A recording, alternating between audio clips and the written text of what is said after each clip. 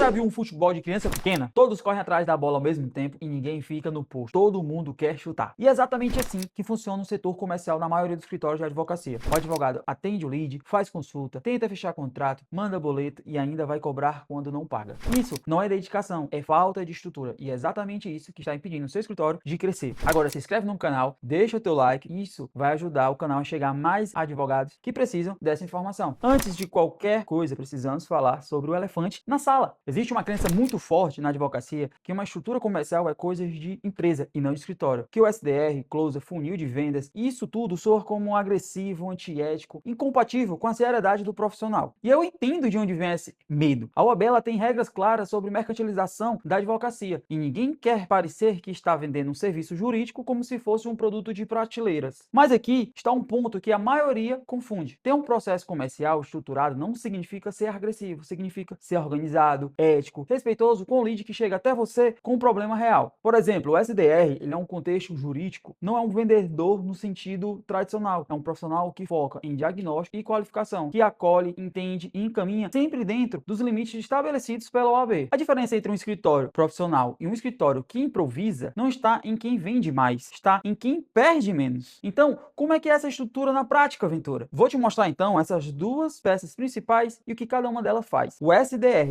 o pré-vendedor que protege o tempo do advogado. É o cara que atende o lead primeiro. Simples. A função dele não é fechar contrato, é qualificar, é descobrir se aquela pessoa tem um caso real, se tem compatibilidade com o escritório, se entende o que está buscando. O SDR ele atua como um filtro, garantindo que o advogado foque os seus esforços em que realmente precisa da ajuda jurídica e não desperdice o tempo em atendimento que nunca vão se converter. Pensa no impacto disso. O advogado ele para de atender lead frio, para de se desgastar em conversas que não vão de lugar nenhum e passa a usar o seu tempo com quem já está qualificado e pronto para avançar. E isso não é desumanizar o atendimento, é respeitar o tempo do advogado e o do cliente. Já o closer, quem fecha com técnica e não com sorte.